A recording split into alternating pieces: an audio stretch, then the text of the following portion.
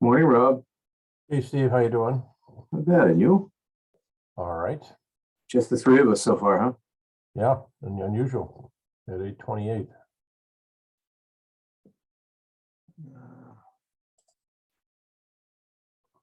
Well, the good news is the agenda at this point is relatively light.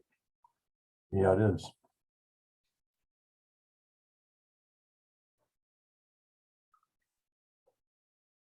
Hopefully we can go back to the first, was it the second Wednesday of every month? We can talk about that because we were in the past working, morning, David. We were working to make sure that we could fit into Jen's schedule. Yeah. And, Jen has now departed. Well, that's why I went from Lauren's schedule is probably more critical. Yeah. Well, we went from Monday to Wednesday because of Jen, because Jen couldn't do it on a Monday, but we. Right.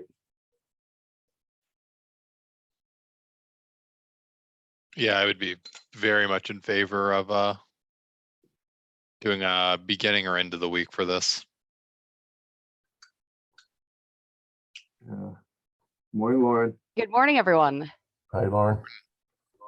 I apologize for my tardiness. I came in early only to find IT fixing my computer from my request yesterday. So I was like, oh goodness. So I'm sorry, I meant to be here earlier. That's exactly 8:30, Lauren. You're not late. That's right. I'm right on the dot, but I meant to be early. So Hey, I will have to hop off at about 9:10, 9:15. We are hopefully about to buy a house. So have an appointment. Good luck. Where? Keep us in town. Well, wish you success. yes, Morning, very Cindy. exciting. Morning, Cindy. 1, 2, 3. Cindy Matheson, 4.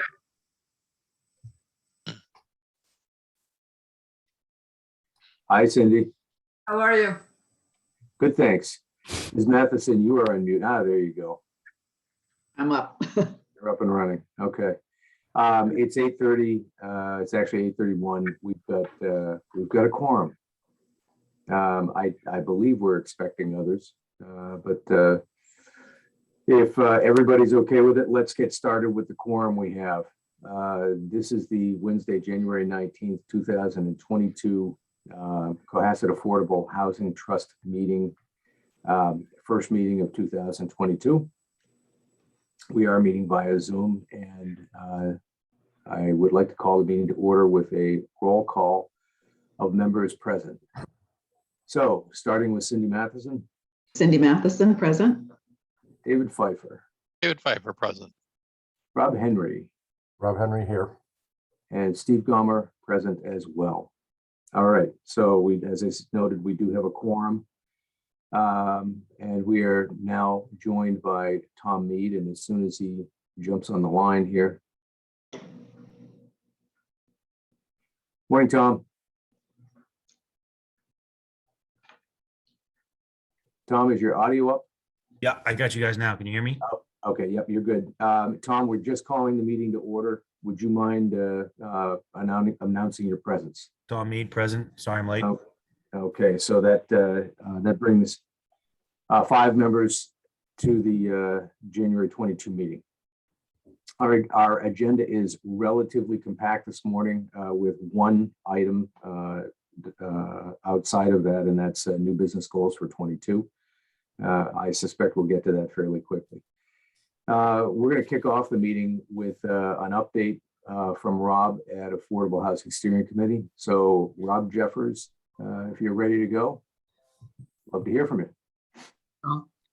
So not a lot of changes, but we did have some progress. As you guys know, the letter went out to the developer for the North Main Street. He was very appreciative. Lauren, I know he said he was going to sign it and return it. Has he done so? He has not yet. I will follow up with him today. Okay. But he seemed appreciative and was ready to go. And so I think we're good with getting those 3 units. Once they're they have a certificate of occupancy, they will go on to our list. So just as a reminder, that's 1 real unit where that will be affordable, but we get to count all 3 because they're all being rented and it's more than 25%. I've still been playing a little bit of phone tag and email tag with Ted on getting a contact at DHCD to go further on our quote in quotes town-owned property that we're trying to find out how to get those into the inventory. So those are properties that are affordable currently, but they were never officially put into the inventory, and we haven't found a way to get them recognized yet. So we're going to try to continue to work with DHCD. Excuse me, Rob. Yep. Did you say you needed a contact at DHCD? Well, he had one, and then that person's retiring, who was going to give him another one of somebody they kind of knew. Okay. But yeah, if you have somebody else, maybe at this point, I'll just lob a call. Okay, I can connect, and at least we'll have a starting point. The 808 Jerusalem Habitat is going for some grants. I did want to throw it out here. They are applying for grants from Eastern Bank, Rockland, and Abington Bank. So grants always go better if we happen to know if somebody from the company also helps say, hey, this is a great idea. So if anybody has any contacts, I had a contact at Eastern, which I forwarded on, but any contacts at Eastern, Rockland, or Abington, if you could let me know, that would be willing to say, yes, this is a great idea. They could put that in on the submission for the grant. Hey, Rob, so how should we do that? I have contacts at each of those 3 banks. If you could send me a note, what I'll do is I'll forward that and respond to you. Jill Tompkins is the woman that we're working at Habitat. And so I'll just connect you with her, and she can work directly with you. So if you send me an email after this meeting, I'll do that. Tom, if you don't mind me asking, who's your contact at Abington? Because I don't want to cross paths. Steve Lucet. And what is he? And He's a commercial loan officer going back to Pilgrim Bank days. okay. So of the 3 banks, that would be my least. I'm not I He's want to strong. put in a good word, obviously, but he's lower on the totem pole, so to speak. Okay. At Eastern Bank, one of the branch managers who's been at Eastern for probably 20 years, and would have good input for us. Would be good if we got her sort of stamp. She's the Norwell branch manager, Terry Bellotti. And then at Rockland Trust, my loan officer there is Helen Garvey. She's same thing, long time loan officer. She's on the board at Social Hospital. A connected individual would be a good proponent if we can get her on board. Okay. Yeah, I know I've got a separate person at Abington, but that's the only one that I know. He's one of the officers of the bank. And he's a town resident, which would be helpful. So, okay, good. Cindy, And then, I think. Rob? Cindy? Yes. Would it be appropriate to connect with Chris Odlifson and connect him to the loan officer that you mentioned, Tom, to add his support to the program? I'm sorry, who's Chris? Chris President Odlifson, of he's the Rockland. president of Rockland, lives here in town. We've known him Yeah, for if years. so, obviously, if somebody knows him, I think it's the type of thing where, the more, weighs in, the better, for sure. Yeah. Can- Yeah, President Rockland, that would work really well if we could get him to sponsor it. You know, it's like, For Thank- for those of you who don't know, Chris at one point was the president, I think, of the Cohasset Education Foundation. He was one of the refounders of that, made a One of the huge refounders, and difference Cindy- in the Cindy, of fact course, that it's is- existing and continuing to this day in such an effective way. Right, So and Cindy, of course, if was you there as just well. if you send me the loan officer's name, I'm more than happy to send him an email or give him a call and reference her. Excellent. Yeah, so what I'll Okay. do is I'll just shoot a quick email. I'll copy both Cindy and Rob. Quick synopsis of who my contacts are, and, let's figure out the best way to, approach everybody. yeah, and from your email, I'll just loop in Jill from Habitat so that because otherwise I'm just playing go-between. She can kind of let you know what we need. They are looking to put those grants in this month. So Rob, would those grants be mutually exclusive? In other words, if Abington came in, would Rockland back away? no, yeah, that sounds like, I mean, I don't think anybody's going to write a check for $300,000. So yeah, I think we're trying to get 3 grants, would be the best case scenario. Okay. I get the sense, but this is not, I mean, Jill would know for sure that they're probably in the $50,000 range, so the nice chunks of change to help us get towards our goal. So right now what we're at is the grant and trying to find state funding or any other types of funding. The next, stage will be trying to find big donors. They said it was a little bit too early, but probably it'd be great if we could get people in person. We'd probably do an event at like Red Lion or something where we try to bring in some of those big donors, bring in a presentation, and then as we get closer, that's when we go in for the more public type small donors. But that's kind of like the last 25% that we're be looking for. We're trying to get the 75% done beforehand. Any other questions on 808? No. Not for me.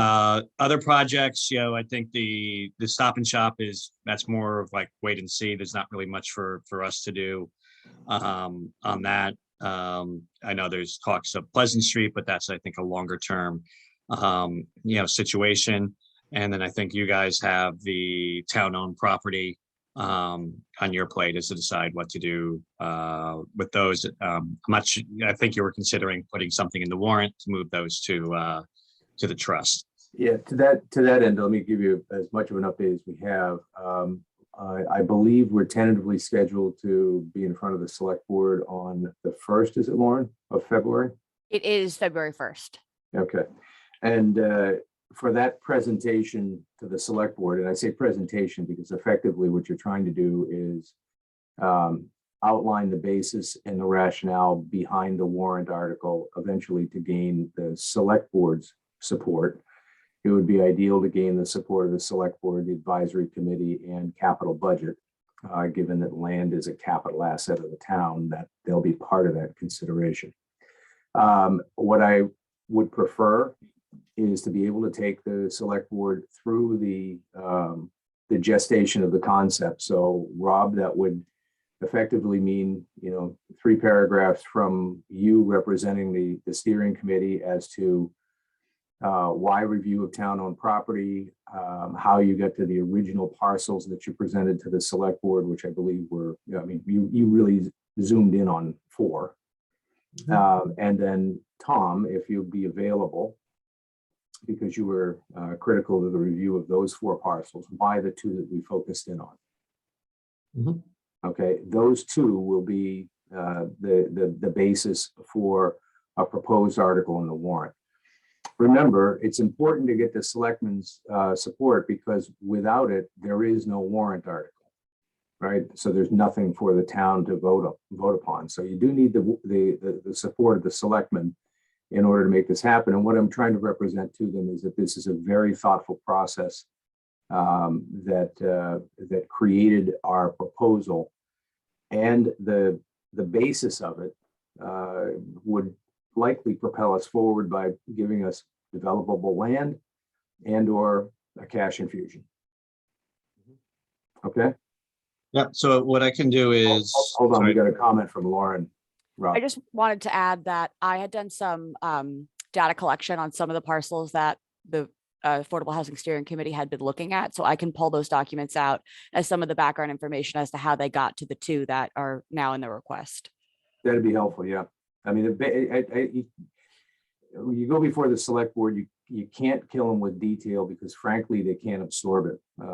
There's so much that goes in front of the select board in any given meeting that swamping them with, a great amount of detail is difficult. Having said that, if you don't have the basis for how you got there, it'll show up in that meeting or something subsequent. And the last thing you want to do in looking for their support is, effectively opening a manhole in front of them so they can step into it. All right, so that's the reasoning for approaching it this way. And Rob, if you can participate, and Tom, if you can participate, I'd appreciate it. I'm guessing that Lauren, that this is going to be a Zoom meeting. It will be a Zoom meeting. And Yeah. once I have a closer idea of the timing on the schedule, I will circulate it to everyone so you all know. Okay, great. I'm sorry, Rob, go ahead. Yeah, no problem. Yeah, so we have an Affordable Housing Steering Committee on Tuesday. I know Mary and Paul Kearse worked with Lauren on it. We can make this a topic and make sure we get something out. But I do think there was, a decent amount of work between Lauren and the team looking at every single, parcel, taking some input from places saying, and saying these are the 3 criteria that we looked at. That's why we're not looking at all these other places. And it kind of got down to there. So we can kind of give them, we can walk through relatively quickly how we narrowed it down onto these 4. And then if you guys, then go, I'd like, well, of those 4, you guys looked at them in detail to get down to the 2. I think that shouldn't be a problem. So, we can talk about that on Tuesday and hopefully turn something around relatively quickly after that. Is you're in front of them February 1st, you said? February 1. Okay, yeah, so next week should be fine. So besides that, we are gonna, as I mentioned, we're meeting on Tuesday. We're gonna talk about, what we want to do for 2022. Any things to think about. We do, as you know, we presented to the select board. We have close to 40 units coming online for, into the affordable housing inventory over the next 2 years. So there is like a decent amount. We won't get the census data until for another couple more months. So that'll tell us if that's going to be enough to get us to our, 10%. But the other thing, I think some of you were there, but just to reiterate, we have 40 units going on to the affordable housing inventory. That's 16 real units, so there's only, it's the way the math works and the stuff like that is, although we have a 10% requirement, in reality, you can get there by doing 3 or 4%. So it's not really solving the issue as much as we think it is. It's not like all of a sudden there's going to be 40 affordable units out there. There's going to be a little more than a dozen, that are going to be out there. So that was something we put back to the select board, and we also put back to the trust is, to think about, yes, hopefully this will get us to our 40B requirements. What next? We can just say their only goal in life is to remain at that 10%, and we can focus on that, which will be 1 or 2 units a year as we grow. Or if we want to address the more underlying issues of workforce housing and stuff like that, that would be something that the board and you guys would need to decide. Okay, I think that's part of the topics for 2022 goals. So Rob, is that a wrap for you? That's a wrap. I think Mr. Henry's got his hand up. Thank you, Rob. Go ahead. Rob and everybody, we, the Cohasset Hospitality, of course, is all over the papers and everything else. And where do we stand on their commitment to their 2 units that they were going to do? They had different places they were talking about doing it. I'm just concerned that they're so involved with their project that they can just drag their heels on this part of it. And I'm not trying to be critical. I'm just saying that it'd be easy to do that. And I think we need to stay on them to get, keep them rolling. So where do we stand with that right now? Lauren probably has Lauren the best update, but if I may, just as an aside, based upon their agreements with the planning board and our own inclusionary zoning bylaw, it's not something they could drag their feet on if they wish to complete their project. Okay. Lauren, go ahead. Thank you. So I can confirm that the applicants have been in communication with a affordable housing consultant and DHCD, as well as the town, to complete their application for those units to get them SHI certified. There was some sort of cadence that they were awaiting while they completed their state permitting for the Chapter 91 jurisdiction, which has come to either a final stage or concluded at this point. So things are moving along. It's just a matter of some of these things just take time. But as to echo what Steve just said, it is a requirement of their special permit before they can proceed with the building permit path of getting to certificates of occupancy. And just, the only thing I would add is, the Affordable Housing Steering Committee behind a special meeting, we know where the units are, we know what they are. We're comfortable with it. It's more than just the 2 units that they're required. Our understanding is all the contracts to make that happen are in place. It's just these other little pieces around that. So we feel that there's that they're good units, good places, that they meet the needs that we want, and that there's clear line of sight to them actually happening. But can you tell us where the locations are? I cannot. Okay. It was done in a executive session. So I don't think it's public as of yet, right, Lauren? I'm not certain to that answer, so let me confirm Yeah. before I say otherwise. Yeah, I don't know that it's not. So I don't want to get in trouble in a public recorded meeting. So it's like it might be known, but I think they're good near town. The Affordable Housing Steering Committee was very happy with the units. Steve, you're muted, Steve. You're muted, Steve. Thank you. Thank you. CHP had made a presentation to the trust, I would say 4 or 5 months ago now that I'm thinking about it, and they were very clear about the property they were going after.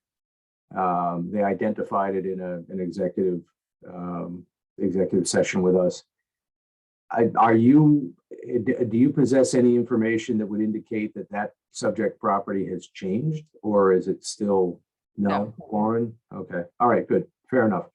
I can share it with any of you individually, but you may just refer back to that meeting in which the property itself was identified. It is, from the standpoint of all the things that we're trying to do for establishing community-based affordable housing, it's very attractive. All right, we good to move on? Rob, are you complete? I am complete. Do you need me for anything else, or should I fly away? I think we're good. I think All we're right. good. Thank you. Have a for your time. phenomenal rest of your day. You too. Thanks, Rob. You too. Moving on to the next item, the status update on agreement between Affordable Housing Trust and the owner of 147 South Main. This is the item which we had agreed to prior meeting, in which we will disperse funds to the owner of 147 South Main on a 3-part basis based upon achievement. Okay, particular benchmarks. Cindy Mara was kind enough to review the draft letter with me and with each of you, incorporate any comments. And she came back, pointed out, I had a comment that it didn't seem to be a firm enough, almost contractual arrangement.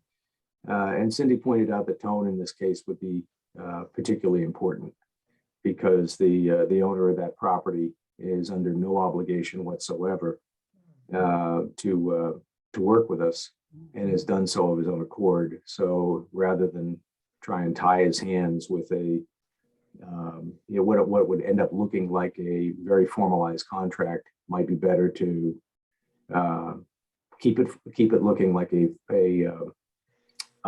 friendly agreement, if you will. In any case, it's relatively small economic risk if in fact the developer were to fail to live up to his obligations under the letter. My only question at this point, and it's a question, and that is, who monitors achieving the benchmarks such that we can disperse funds appropriately? Because there are some very specific steps to be taken, including making sure that he's got an agreement in place with DHCD that his unit is in fact affordable, that he's got a program for running the lottery, et cetera. Tom's hands up first, Cindy Mara is up next. So he who holds the checkbook wins. right, but So who? the developer. Right. So in order to, get his next $5,000, right, he has to hit the benchmarks, and then he comes to us and we say, yes, your application looks complete. Thank you. Here's 5,000. In my view, anyways, it's really as easy as that. Cindy's next, Lauren, then you. I agree. I think we should just, when he drops off the sign letter, say, good luck, keep us informed, and we'll keep sending you money. I agree. Okay, the fundamental question though is with respect to the release of funds, right? Are we going to wait for a meeting of the trust to disperse the funds? Lauren. I have a suggestion, and the suggestion would be that the applicant would come back to the trust to present to you the information, and then you would make a vote to authorize the town to then release the funds. And then from a permitting perspective, like the documentation point, town staff will be able to confirm whether he's followed through with, what he's presenting to you. Okay, and Cindy, you had something to add? I was going to say, I think that's a great idea to have him inform the board, but I will just also add that it's not required that the board take another vote because you've already made the decision to give him the funds. And it becomes a question of whether you want to make him wait 3 weeks potentially. But I think it's great to require him to come before the board and at different points in time and give you an update. That's my only comment. Okay. Cindy's point is actually where I was going with this. And Tom, that's he who holds the checkbook wins. We just, as a trust, I think we simply want to make sure that those benchmarks are being hit. That's really my comment. I agree with Cindy. If we've already gone through the deliberations as a board to disperse the funds based upon hitting the benchmarks, who is certifying that the benchmarks have been hit? So that's, I think, Lauren, your suggestion is worthwhile, but ultimately, before we fulfill our end of the agreement, dispersing funds, we simply need to know that there's documentation in place that each of the required benchmarks has been achieved. Make sense? I'm sorry, Lauren, that question is to you. Oh, I'm sorry. Yes, I thought it was rhetorical. Yes, that makes sense.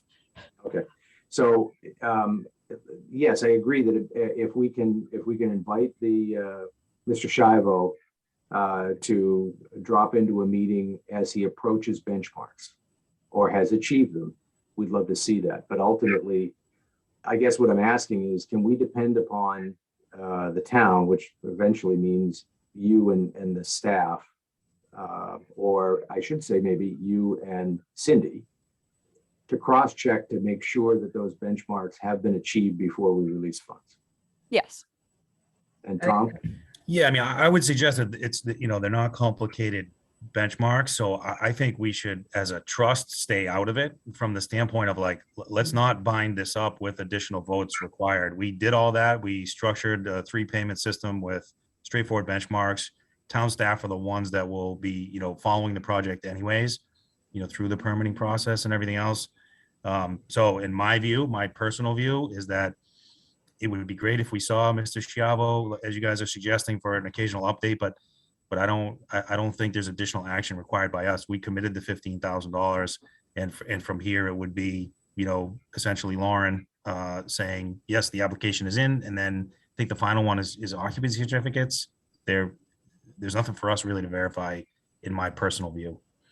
No, I don't. I agree with you. What I'm actually trying to address here is the process by which the funds are released, because effectively, as trustees, we're the steward of the funds, right? So I just want to make sure that we've got a solid process in place so that we have management over disbursement. That's all. That's all. Because this is a small thing, right? $15,000 in what ideally becomes a much larger swell of funds. But if we start by establishing the process now, keeping controls over disbursement, and those controls are really who checks, who confirms. You're right. We don't need to take another vote. We've set up our requirements already, but we should have in place a method for certification of achievement before the funds are dispersed. That's why I'm asking. So Lauren, Makes sense. Lauren, if I may ask you to oversee that process, but remember that Cindy Amara as the trust counsel should be a cross check on making sure that achievement has been completed. Absolutely. Okay. All right. Great. My God, we're a minute ahead. Let's move. New business goals for 22. The concept here is not to create those goals immediately, right? But rather to gauge your collective thinking on where you think we should be headed for this year. And by goals, let's make them concrete, things that can be measured, things that we can put a time frame on and be realistic about. Has anybody given it thought already? God, am I there? Tom, I knew I'd see one hand, just one. Yeah, so I think to your point of, measurable, I think we already have sort of a pipeline that we're working through, right? So I think, and this kind of harkens back to that whole thing that we pulled out of the bylaw, this idea of like a annual plan or something, right? But we do, I think if we had a document that we could refer to, possibly call it a pipeline report. We have 808 Jerusalem and, Stop and Shop and these deals that we know are in some process. I see three things really. Is one is delivery of units that we know are coming. Two is the completion of stuff we're starting on, such as the conveyance of town-owned parcels into the AHT. Make sure those are on our list and we're holding up our end of the bargain on what we're supposed to be doing to move those forward. And then for me, the third thing, actually, it was covered earlier and something that I wanted to talk about is more connected to messaging. I should say is as much about messaging as it is about like what we do as a trust. When it comes to 40B, and I know I've used this line in this meeting before, but like, never waste a good crisis, they say in politics. We're headed towards our 40B, fulfillment of our 40B requirements, right? It seems like we're going to get there this year. And Rob kind of nodded at this. That's fine, right? Like we checked the box on 40B, but there's still an issue of a scarcity of actual affordable, workforce affordable housing. And so I think as a trust, we need to think about, okay, that's great. We've sort of used this master planning process and like all these things that have come together over the past, let's say 24 months to, sort of push us towards paying more attention to this particular affordable housing goal. It's great. It revived the trust. We're on, we have money, we're funded. These are all good. This was a good catalyst to get us going. And there's the possibility or the, I don't know what the right word is, but there's the possibility that once we kind of check that box, affordable housing in Cohasset is a tough thing to push forward, right? And so, if we always lean on this, it's carrot and stick, if we're constantly leaning on the stick of, hey, populace, right? Hey, Cohasset townspeople, if you don't do this, we will be below 10% and we'll be in trouble. Once we surpass that and we'll be proud, right, to be celebrating our victories. And so we're going to have to find a fine line between saying, look, we've accomplished this goal, which was hitting the 10%. However, and then we have to find a way, and this is where the messaging comes in, you know, to stay on task, to make sure the funding continues to come in, and the CPA, you know, and Russ, who's very supportive of us, is able to make allocations and not get pushback at town meeting, you know, and so find a way to shift from crisis management mode, which is where we are right now, to, hey, we have long-term goals, you know, to sustainably create affordable housing in the town. Yes, of course, number one thing, we want to hit that 10% benchmark, but we also want to do more. So, you know, these are my thoughts, somewhat live, but there's messaging in there that needs to be managed. Rob? Just going on, you had your hand up first, but I think the thing, in my experience in all businesses I've been in, you've got goals, but you have, it's usually called goals and objectives. And a goal is the end result, a kind of a general it's just a general thing, but the objectives are basically something you can hold yourselves accountable to by, it's almost like listing steps of what you have to do. And I think the more we do this, that we are going to be, I think we need, one of the goals this year should be being more visible to the townspeople because of all the things that you were just saying, Tom. I'm not sure that we have, you know, just now, you know, since I've been on the board and, you know, have, you know, a lot of people in town and, you know, talk about it a little bit. And most people have no idea what's going on, where we are on the 40B and all that. And since it's up to the town to help out, and the town is going to have the joy of victory here, or if it doesn't work out, we're going to be in trouble. So I think our communication, you know, goal should be that we're going to communicate a little more with the town. You know, even if we use the Mariner as a vehicle or whatever different things that we can communicate. And today, I think we all know, I'm stating the obvious, but communication is so important. Everybody, whether they're busy or they think they're busy, you know, don't pay attention to a lot of these things. And I think that it's our duty to inform. And then I think too, part of that is the goal of the properties that we have. I think if we do more of this, I think it's going to show that we are interested in the projects. And I think maybe give the incentive of just use the one, you know, the 147 Main, if we haven't have them appear on the our meetings. He knows we're interested, we're looking at them, and I think people are going to be a little more accountable. To your, Cindy, I'll get to you in just a second. To your points collectively, David Pfeiffer had asked to include something on the agenda, and it was a little bit late for that. But since we're talking about this broadly, Lauren, possibly you could send that link around to the other members, just as a for your information read. Absolutely. And we can bring it up again. If I understood the gist of the article, effectively, if a town's served by the MBTA, then in fact, there's an emphasis being placed, if not a requirement being placed, that the town has to accept higher density zoning for affordable housing. It's a lever. Now, I'm sorry, Lauren, you can jump in here in just a second too. I may be misinterpreting this, but the basis of it might provide us some of the leverage that we've been looking for to begin to evolve away from, as Tom's talking about, the compliance requirement for 40B, which is effectively what's been driving our efforts up to this point, right? And separate, and it would allow us to evolve beyond the compliance component to one that is, you know, if you will, community structured. That's where you get into workforce housing.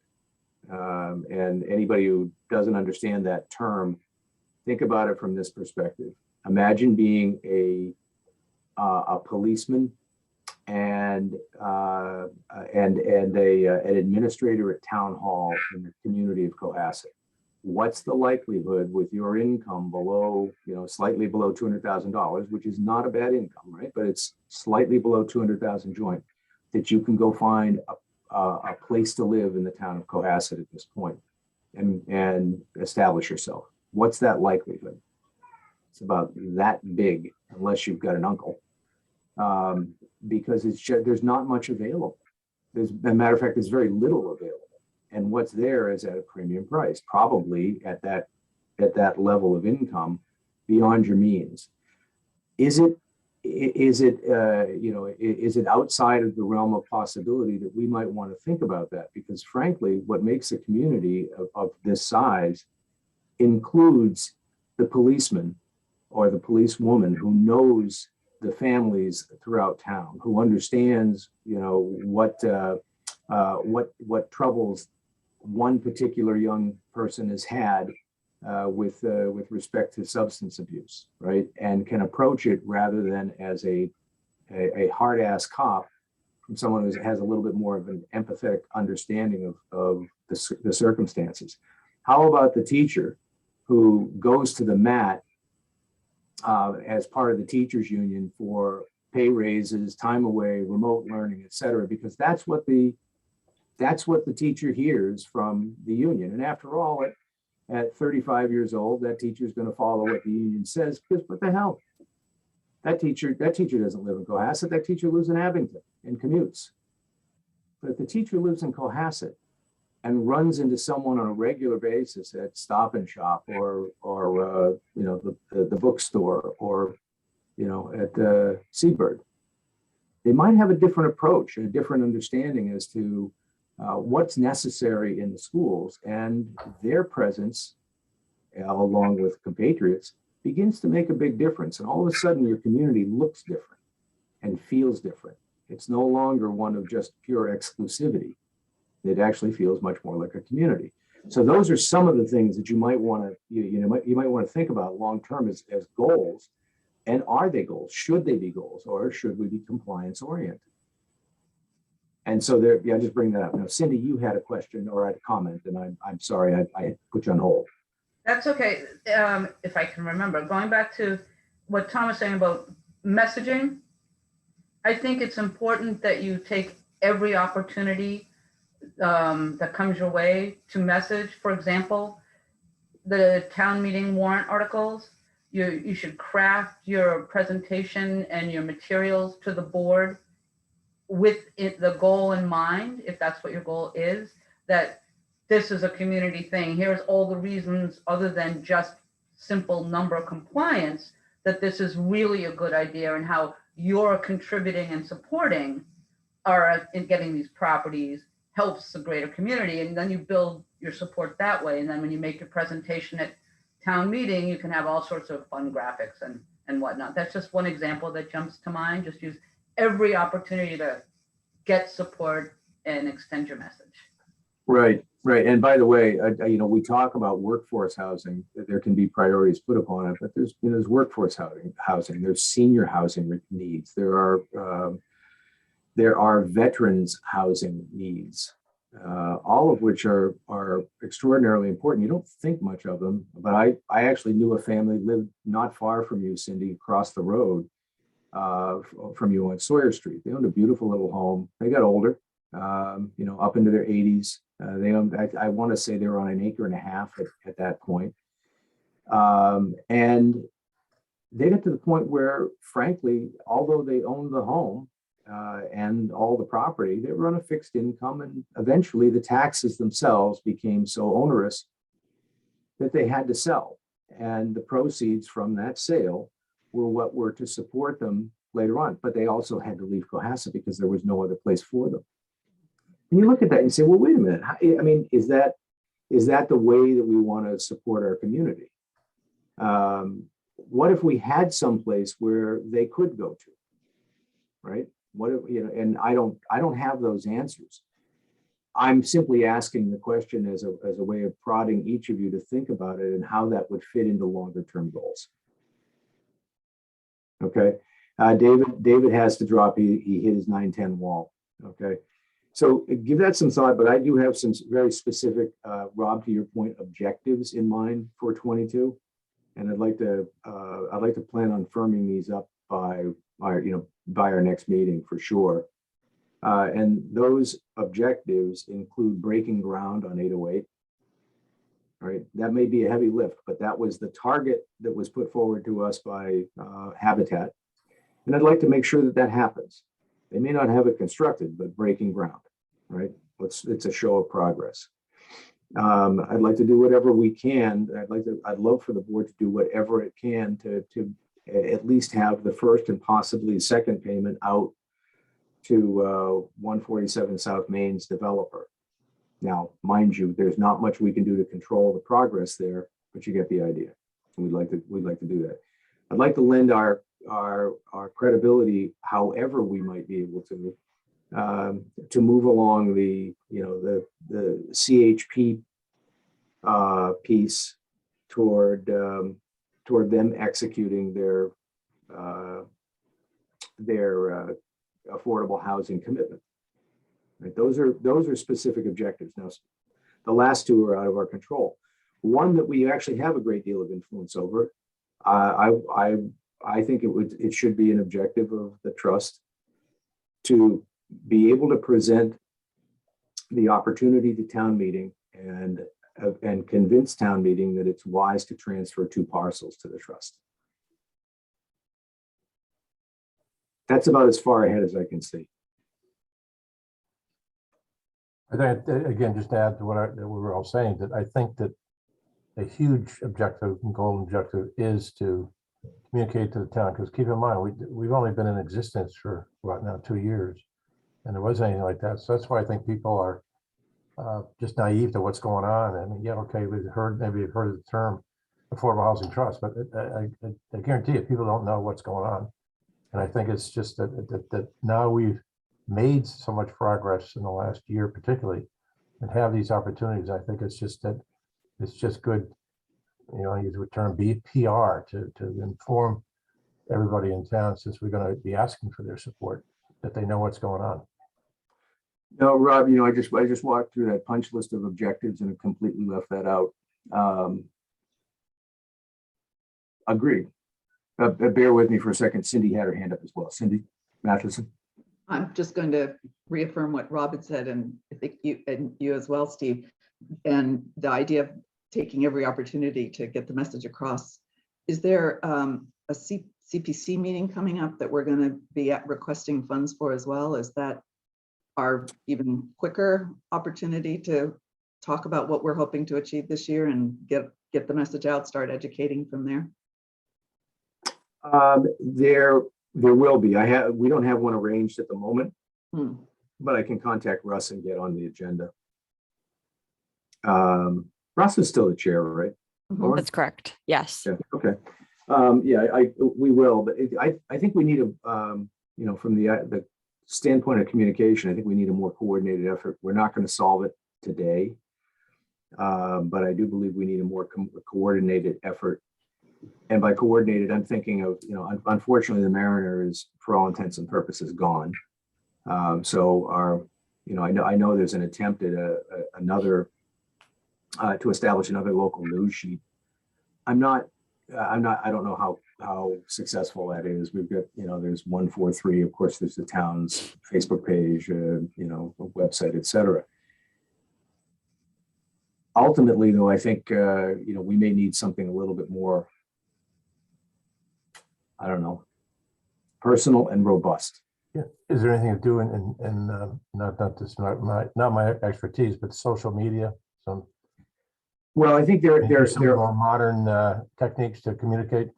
There is also the Cohasset Anchor that's kind of that's more of an online news source. Yeah, that's right. That's a good one. Yep. Lauren has a comment. I'll just add that this is communication is a goal that has been identified by the select board and so many boards and committees. And there's this understanding that we need to find a way to support the boards and committees in their communicating back to the neighborhood. They're actually in the process right now of trying to hire a communication specialist for the town to help aid this goal. So I just wanted to let you know that this is a common thread and that there may be some added capacity from the town side to help you with this goal in the near future. That'd be great. By the way, I mean, if that works out, that's fantastic. But nonetheless, I think we need to focus on it internally. I would argue that it becomes a primary topic for our next get together, our next meeting, And ideally, we have the full slate available, the full slate of members available, because I'm thinking that the most effective way we move it forward is to be able to put together a very focused subcommittee, basically 2 or 3 people from the trust who take this on to develop a proposed message and a way of putting it out, a communication strategy. Cindy, one of the things that I was thinking about was that the Education Foundation had a fairly robust communication program, and at the same time, a successful event structure.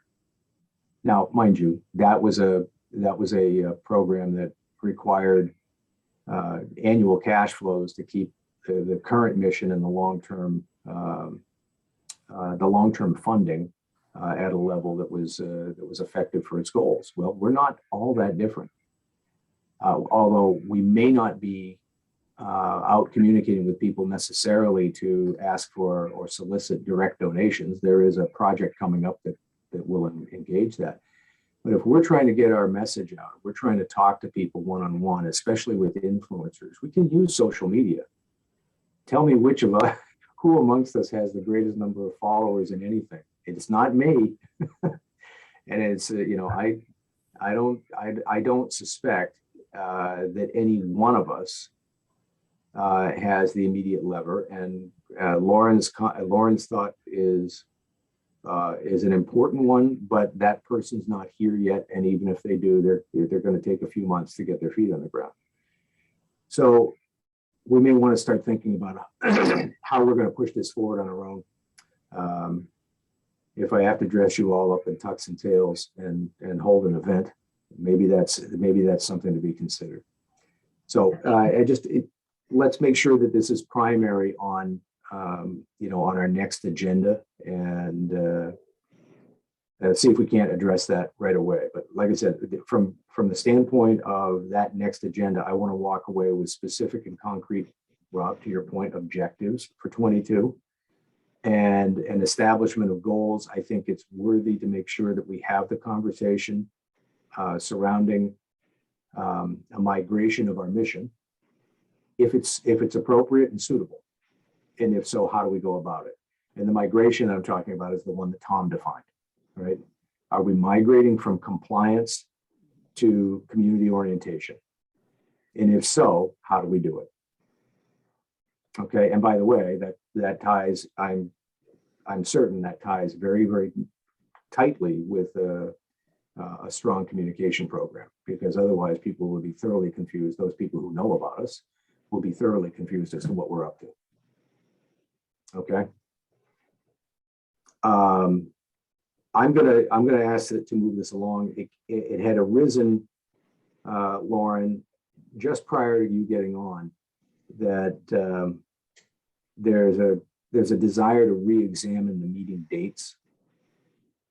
Okay? Yes, so I can confirm the next meeting date will remain unchanged, and that's February 9th. Beyond that, March 9th, I already know I cannot attend, and I may need to tweak some of these dates in the schedule. The difficulty of the Wednesday 8:30s is that sometimes I'm at a previous board meeting the night before, very late into the evening. So to get in earlier than our usual start time to be prepared for you all can be a bit of a challenge at times. Well, one of the things that has arisen is that for a number of us, the beginning of the week or the end of the week is more appropriate because our schedules are more clear. And Lauren, can I ask you, excuse me, Lauren, can I ask you a question? The only reason we stopped doing Monday was she just said there was too much to do. And I don't, I mean, you have too much to do, but I mean, is Monday morning, to go back to a Monday morning, I think is excellent. That's what I think all of us kind of feel that way. Yeah, well, I mean, not trying to, Monday's pretty bad for me, but if I'm the only one, I can make it work. I would say Monday is difficult as well, but I'd be happy to recirculate a poll so that we How can about get. then going back to what Tuesday, because Wednesday's not always good for me all year round either. So, like Tuesday would be fine, maybe that would be the compromise, do Tuesday instead. And I just to be sure, just to be clear, I can't do Tuesday until 9:30. I have a regular team meeting that kicks off I'm missing it today, but because it got pushed back for the holiday, but I've got a regular team meeting that kicks off every Tuesday at 8:45. So no So offense, guys, but I still gotta make a living. Lauren? would it be helpful for me to distribute to all of the members in the group, just a general availability, and we can fine tune it from Yep. there based on a consensus? Yeah, Can I and make keep in one mind, can I make one suggestion on that? How about you rank the days from your standpoint? Like Tom said, he could make a day work, so that you've got 5 days, and let's rank them and then take the average, because you're not going to get a consensus for Right. one day. Rob, One other thing, um, Steve, I don't know if, sorry to hop in, but I know personally, it's a lot easier for me. I can make almost any day work as you get a couple of hours into the day. The issue with 8:30 on a Monday morning is like, now, like my work week then doesn't start until 9:30 or 10 o'clock for all Right. intents and purposes. So if we kick the meeting back to like 10 a.m., then I have, 3 hours in the beginning of the day. I can get started. I carve out an hour and I'm back to it. From again, just very personally for me, that is a little more helpful. I don't know if that's Yeah, like 10 Yeah, o'clock, they'll- 10 o'clock would be a good time for those are the things that I want you to think about. Lauren, likewise, please look at that. Remember that from our standpoint, all right, arranging the meetings, recording minutes, et cetera. We have always needed administrative assistance. Okay, so keep that in mind, because even though whatever time might work for all of us, also has to be, something that Lauren can work in for herself. And right now, Lauren is our go-to person. I think I could be wrong about this, but there's intent to hire a new person at Town Hall, an assistant planner. And Lauren, I ultimately would be the transition. We would ultimately transition for that support to that person, right? So that's to be determined. I need Okay. to sort of sort out, right now I'm the point person on all of the boards and committees that are office staff. So I need to figure out how we divide and conquer. I'll Right. keep you updated on that. My point is that right now it's Lauren, and it may be, we may get our administrative support. And by the way, Town Hall liaison. Shifting again in the future, that yet to be determined. So that person and their schedule is also a component of consideration. Yeah, Tom, I don't have a problem, looking at different parts of the day as well. So, I'll put together a right. poll and we'll sort out a date that works for most people. Hopefully Okay. everyone. all right. If you distributed minutes, I didn't see them, Lauren. I did not. Okay, then that will roll till next meeting. Do you have an update, by the way? We've got this next item, updates on planning and zoning projects. Do we have any update on CJC 390? Yes, I'll give you a brief update. So they closed out their special permit review process with the planning board. There's a myriad of conditions before they can get to sort of the final phase of that building permit wise, but they are making progress on that front. There had been an itemized checklist from the building inspector of things that they needed to accomplish. I don't have an exact update as to where they stand, but I know they've been ticking off that itemized checklist. So they're moving towards certificates of occupancy. And at this point, the building inspector is working with them on a potential for partial certificates of occupancy, in which case the affordable units would come online in the earlier phasing of, as they brought those units online. So I will get a more concrete update for you at your next meeting, but I just want to let you know that there is progress being made there. Before you leave that, are they still in conversation, or do they have a permit to lay that sewer line now? Do you know? I believe they finalized their agreement. I will Okay. confirm for you. Okay. All right, I'm sorry, go ahead. I just wanted to update you on a pending project. We're anticipating receipt of an application for 55 South Main Street, which is the gas station site in the village. There's a local property owner who is interested in redeveloping the site into, I'm not entirely certain whether they're leaning towards condominiums or apartments at this point, but I know that the level of units that they're considering will trigger the inclusionary zoning requirement. So there will be some form of inclusionary requirement to add to our affordable housing stock, whether it be units or a payment in lieu. I'm not sure they're exploring their options, but that's a project that's on the horizon. You know, is that also, that's a village zoning district, so is that mixed use? Yes, it will be. There will be a mixed use component. Okay, thanks. Absolutely. And then the other thing, two things I wanted to update you on. We spoke a bit about the new state legislature with the MBTA implications. I just wanted to let you know that I'm preparing and to analyze how that impacts Cohasset. There's a lot of caveats that will impact communities differently. So I'm working on that, and I'll distribute to this group as soon as I have more to share on that. But I think that this will be an interesting opportunity to meet some of our goals of affordable housing through, coming into compliance with this. And it will be important to come into compliance with these new standards, because it really is the trigger into being applicable for state grant funding for so many of the programs that we use. So more to come on this, but I just want to keep in mind that it's an opportunity to, perhaps through the zoning that we introduced to meet this, will be, whether it's a higher inclusionary zoning requirement for the overlay, or, we build into the zoning that we want it to be a mixed income, development. There's just a lot of potential here. So more to come, and larger conversations to be had. And in the same line, talking about future zoning impacts, I just wanted to update you all that we're in the process of, we're out to bid right now for an RFQ for a zoning consultant to aid the town in a comprehensive zoning rewrite process. When we bring this person on board, it's anticipated that they will interface with the different boards and committees based on sort of what the topic at hand of their expertise might be. So we can anticipate that this group will be brought into the fold as we sort of talk about potential zoning changes that would impact our housing stock or housing goals and things of that nature. So I just wanted to update you that that's in progress. And we anticipate starting interviews for these candidates in the timeline of February, with the hope to bring someone on contract in March. And that is a process that will take, at the minimum, a year to 18 months, more likely, until we see zoning brought to town meeting. Okay, super. And that's all I have for you for now.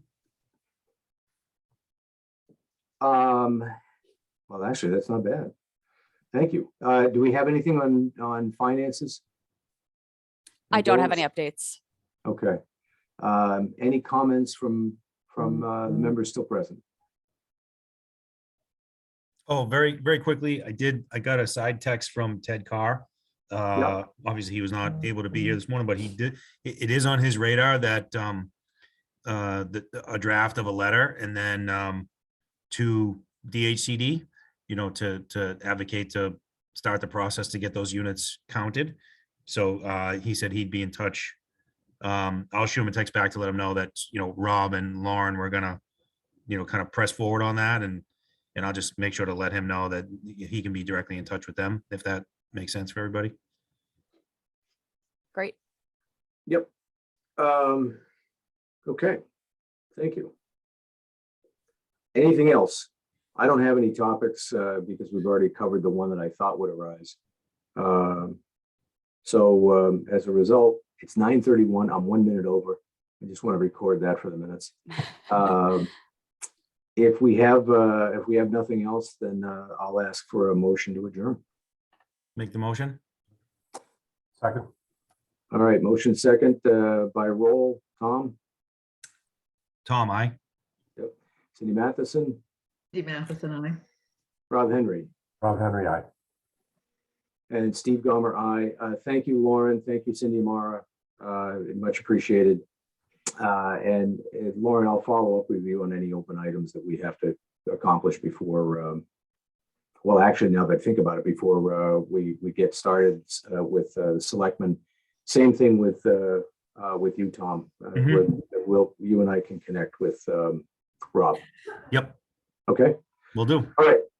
Thanks very much. Looking forward to talking to you all next meeting. Remember, objectives for the year, goals for the future, primary discussion. All right. Yeah. Thanks, Thank you, guys. guys. Thanks, everyone. care. Have a good day. Good day. Bye, all. Bye-bye.